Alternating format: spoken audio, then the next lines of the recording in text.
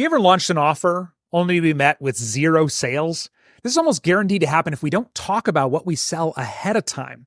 But how can we do it without annoying people, feeling like we're talking about selling all the time? We take a look at what Hollywood does from movies. In this episode, we're sharing 6 ways entrepreneurs can use anticipation marketing like Hollywood does to sell more than ever before. And with great anticipation marketing, your next launch could be the best you've ever had. And without it, your results will probably stay flat or maybe even get worse. I can't wait to jump into this important conversation. There's no wrong way to be an entrepreneur, and that's the dirty little secret the business gurus don't want you to know. They want you to do things their way, but their way may not be your way. The key to success is finding the strategies that work best for you. Welcome to the 6 Ways with Jerry Potter. Welcome to episode 33 of The 6 Ways. Every week, we bring on a smart, innovative guest that is thriving in their field of expertise to share their best tips with the rest of us so we can all achieve our entrepreneurial goals, because I truly believe we all do better when we all do better. My name is Jerry Potter, and with me is Brenna McGowan. Brenna is a brilliant copywriter who specializes in helping people with the marketing that comes before your offer becomes available. Brenna, welcome to the show. Thank you for having me. So what's the biggest danger of skipping the pre-launch? Because I know a lot of entrepreneurs who don't think they should start talking about what they're selling until it's available. Well, the biggest danger is missing out on sales, right? If you can build anticipation, like we're going to be talking about today, and you can prep people, especially in this environment when we have offers and all kinds of things coming at us, that when we know ahead of time what we're going to be spending our money on, and then we can build momentum and anticipation towards it, we definitely will see an increase in sales. Well, and I love the psychological principles behind anticipation marketing, because I'm a huge psych geek, and I'm sure you've studied it quite a bit, being the copywriter that you are. People want what they can't have. So when you talk about something before it's available, there's just a little something that it's like, oh, okay. And then, of course, when we start selling, people's defenses automatically go up. You think about what it feels like when you walk into car dealerships probably have the worst reputation, but any store, and it's like, hey, can I help you with anything today? What can I show you? What's going to take to get you into one of these today? That kind of whole thing. And our defenses immediately go up. So we're going to share the 6 ways entrepreneurs can use anticipation marketing like Hollywood does. Brenna brought 3 and I'll share 3. And our question of the week, I always try and promote ahead of time, but I get so tired. How do you recommend staying motivated to do this week after week? So let's jump in. 6 ways entrepreneurs can use anticipation marketing like Hollywood does. Brenna, what do you got?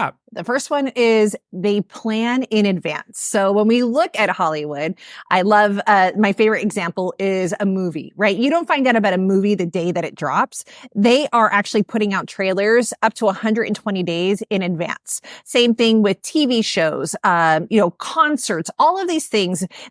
Planning in advance is really important in the retail world as well. If you think, I was thinking about like last year, I went to Costco in September and there's Christmas trees up, right? Like they're not expecting you to buy a Christmas tree most likely in September, although I'm sure that there's those people that are very prepared who do. But what they are is that they're starting to build momentum. They're starting to seed in future events. And I even think about it in our own lives. Like think about the things that you're excited about. We're coming up on summer and, I have a vacation to Cancun planned in July. Like I'm already nice. Buying outfits, thinking about like things I need to get for the kids, getting the passports, like doing all these things. So when you can plan in advance, and actually you kind of mentioned it, people love what they can't get, but also people love things that they look forward to. There was actually a study done in the 80s that showed that when you anticipate something, when you're looking forward to something, it's almost like you have it already. You feel the same amount of pleasure from the anticipation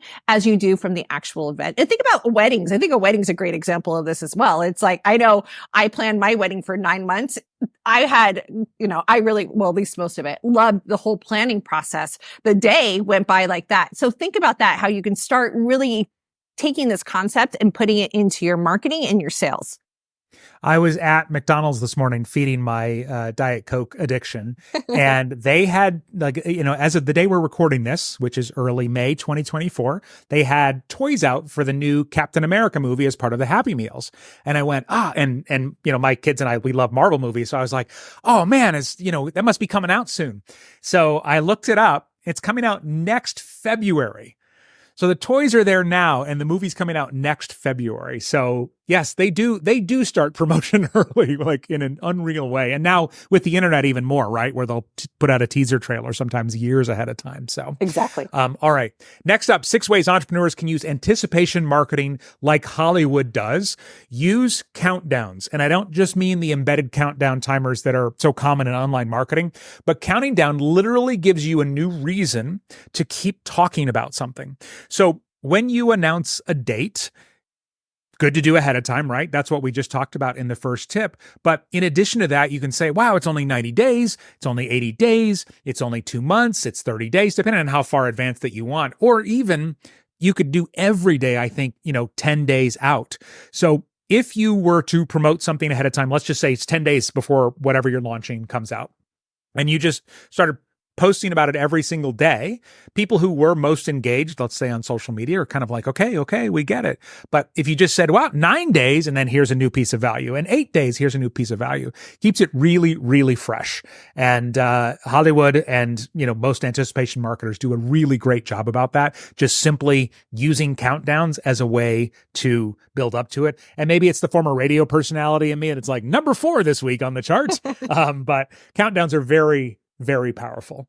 Yeah, I couldn't agree more. And plus too, it goes back to like that awareness level for, a lot of us in online marketing is that we're competing against so much noise. And so even just letting someone know, oh, it's 3 days, it's next week, it really puts you on the radar in a way that doesn't feel pushy. Yeah. And, our rule in radio was as soon as you're sick of talking about something and promoting something, the audience needs 3 more weeks of you talking about it and promoting it. Like we all get sick of our stuff way before anybody else. So true. All right. Next up, number 3, 6 ways entrepreneurs can use anticipation marketing like Hollywood does. Brenna, what do you got? Well, Hollywood, they know their customer. They know what they want.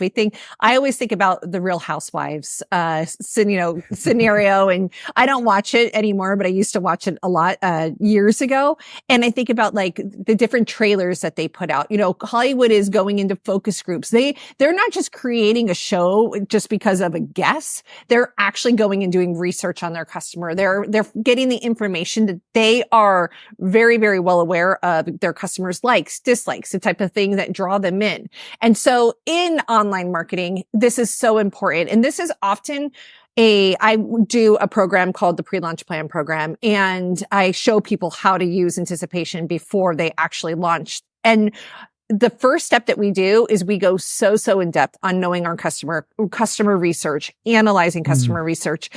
And it's always interesting to me. And it doesn't matter if someone is at the beginning stages or have been in business for years and years and years. People think they've done research, but they really, really haven't taken the time, like doing customer interviews, doing surveys, really figuring out where their person lives on the awareness journey. Like really taking the time to analyze this stuff is so important, and Hollywood does this well, and I definitely think we can take a cue from them.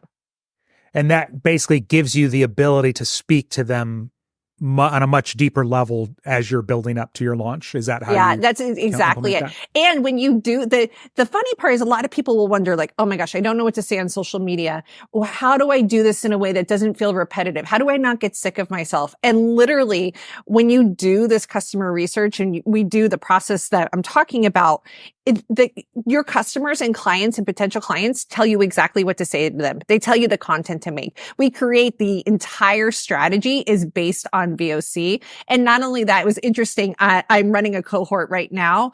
And one of the first things that we do is what I call the outstanding offer overview or your elevator pitch. And this is something else that people just aren't. I always say an elevator pitch has to be different and very precise, right? Like we want to be specific, but different.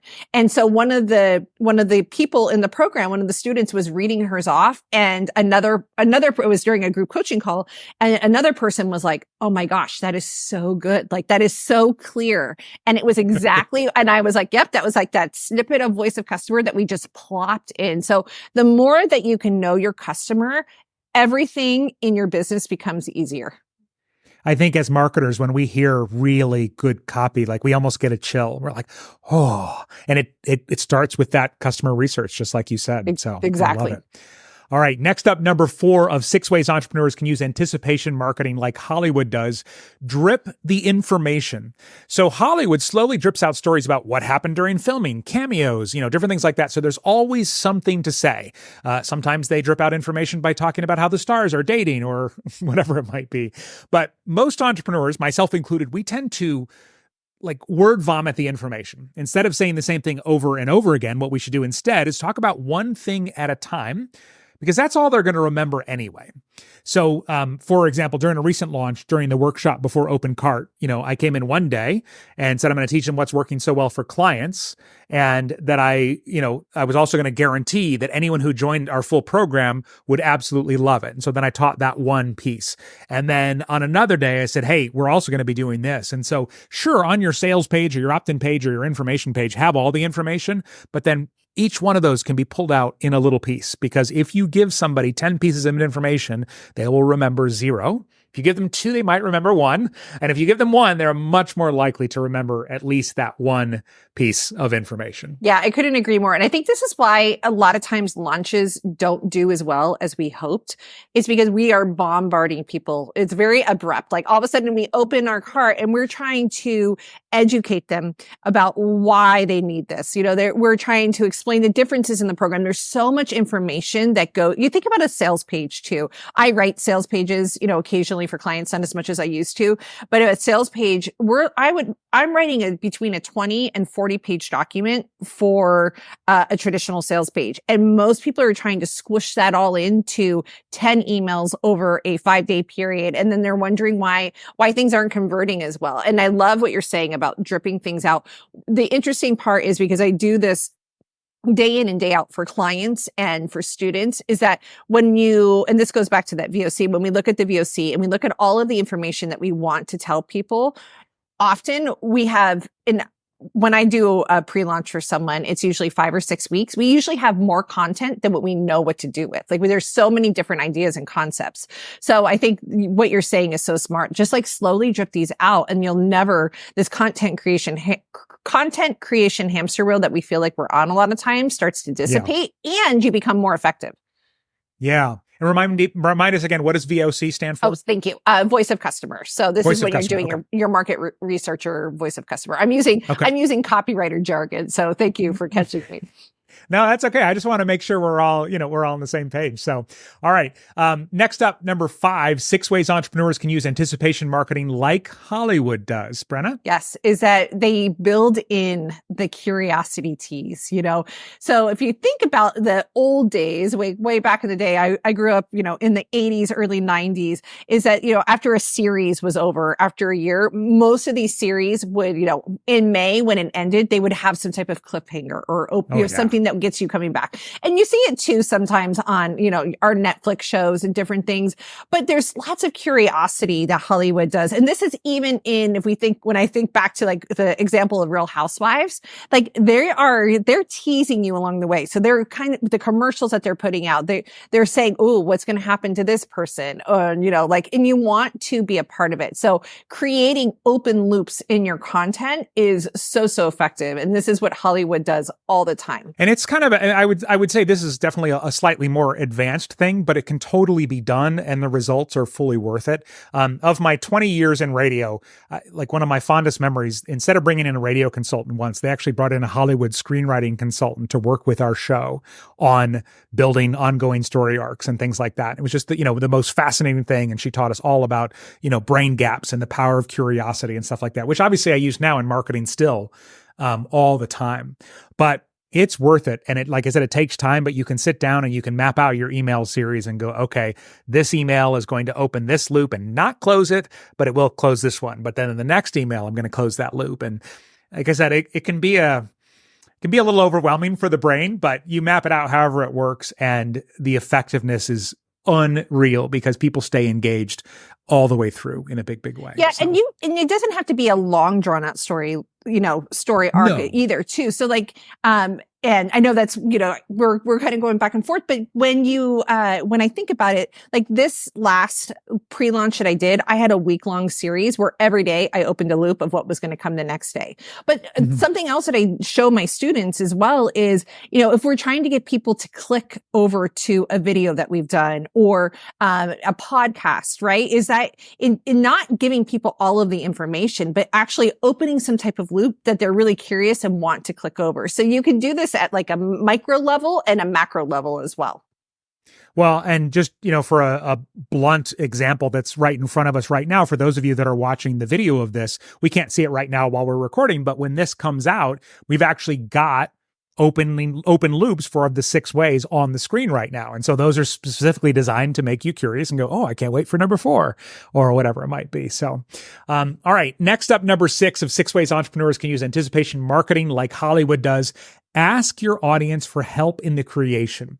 Hollywood sometimes will ask fans what should happen with a character. The stars will ask their fans what dress they should wear to the premiere, different things like that. We can do this too, but I want to say up front, because I already know the objection is popping into somebody's head right now, you don't have to listen to them. The thing is always like, well, what if I don't want to do what they said? You don't have to. You're just getting them to talk about your thing. What would be most helpful between these two things? Which design do you like? Should our release party be, I just helped a friend with a conference he put on, and we were going through this exercise and they were having a welcome party. And it was like, should our welcome party be 80s themed or 90s themed? And people got really into that. Which of the following bonuses would make this a no-brainer for you to buy? So incorporate them in there. People love being a part of things. People love giving their opinion. Yeah. And it's just a really great way to get them not only hearing about it, but talking about it. And so I can't recommend that enough. Involve them in the process. And the beautiful thing is, depending on the project, you could do this 6 months out, a year out. For our podcast design clients, they're like, how soon should I start talking about my podcast? And I'm like, if you got a date on the calendar, 90 days out, easy. Let people help you build it so you get that big spike of first week download so people are ready for it. Yep. And people feel personally invested, right? When you're asking them advice, then they feel like they're a part of the creation process. So I couldn't agree more. And it's a great way too for pre-launch content it's another easy way to talk about what you're doing without it feeling pushy or salesy or like you're trying to, talk them into something. Yes. So easy because it does not have that same feel of everything else. So, all right. Our question of the week in a moment about getting tired when you're trying to promote ahead of time and how do you stay energized to do this? Real quick, word of mouth is the number one way that new people discover and grow their businesses from this show. So if you found any of this valuable, tell someone else who would benefit from it too, because we all do better when we all do better. And thank you to everyone who has shared the show in the last week. So our question of the week. I always try and promote ahead of time, but I get so tired. How do you recommend staying motivated to do this week after week? Brenna, I'll let you chime in first. Yeah, I think this is a combination answer, which is, first of all, the motivation is when we go back to knowing our customer and using voice of customer and using that for a strategy, people will start to react. All the time, I have students that are like, I've never had people reply to my emails before. I've never had people buy my programs early before. And so when you start to feel this motivation, and this is, I think of it like an arc as well, actually a circle, which is, when you start putting out pre-launch content, you start using anticipation in your marketing and you're getting people excited, then you start getting really positive feedback. When you start getting positive feedback, then all of a sudden you feel a lot more confident. When people can feel that confidence, people are drawn to you, right? And so then they buy, they engage and buy early. When that starts to happen, then all of a sudden we're back up to, build your confidence, and it starts creating this cyclical effect. So that's the first way. The second way is what we've talked about here is, you mentioned it, that we, how we feel like we're talking about things all the time. And yet, in radio is like, you still need to talk about it 3 weeks longer. So keep in mind also that people are not, we hear ourselves all the time. We're in our brains, but our audience is not hearing us. If you're lucky, you're getting 30 to 50% of your email list opening your emails. Social media is way lower than that. People are not hearing you as often as they are. And when they do it with what you said, which I thought was such a great tip, when you can really start putting out little pieces of content, right? And just dripping out and doing one thing, it just becomes easier to get your content out there. So I think this whole entire episode is really an example of how you can do this and stay motivated. I love all of that. And I want to add one thing that I started doing early on in entrepreneurship that was really helpful for me. When I was in college, I was always so stressed out because for a college class, you can never go, well, I've studied enough. You really don't know until the final exam sometimes. And so I would either panic and not study at all, or I would just study until I couldn't keep my eyes open. And it's, it can feel the same type of thing in a launch, especially during open cart. You're like, I need more sales. I got to keep doing more stuff. But whether it's during open cart or during the pre-launch, leading up to it and things like that, what I do now is I make a plan. I lay out a strategy. Here's what I'm going to do. Here's what I'm going to talk about this. Here, I'm going to post a video this day, a photo this day. I'm going to go live this day. And I look at it and I go, am I happy with that? Like at the end of this whole thing, no matter what sales are, will I feel like I did a good job? And if I am, now I've got this blueprint to follow, and I don't feel guilty for not doing more. And I also don't feel guilty for, like it's easier to keep up because it's already there. You've already written down what you're going to do. 100%. And that's what I see a lot of times with, in the pre-launch plan program, I'm helping people schedule out, content for 5 to 6 weeks. And that's exactly what we do. We look at it and say, okay, what feels like we can do with our energy? Right. And then when you make that decision, when you're not in the middle of stress, and then all of a sudden when it's planned out and you just know exactly what you're going to say and do, it becomes 100% easier. Yeah. Yeah. All right. If you want to take a deeper dive into anything we talked about today, you can go to the6ways.com/33. And Brenna has a beautiful pre-launch plan cheat sheet, which could probably help you build the thing that I was just talking about. And so if you want to check that out or check out her on Instagram or her Facebook group, we'll link to all of those in the show notes, wherever you are watching or listening to this. If you, we love hearing about how people binge our episodes after discovering the show. So if you enjoyed this one, 2 more listener favorites. Episode 22, 6 ways having a personal brand can increase your sales. And episode 32, 6 ethical ways to get your audience to buy now, all about email marketing and copywriting. So links in the episode notes wherever you're watching or listening.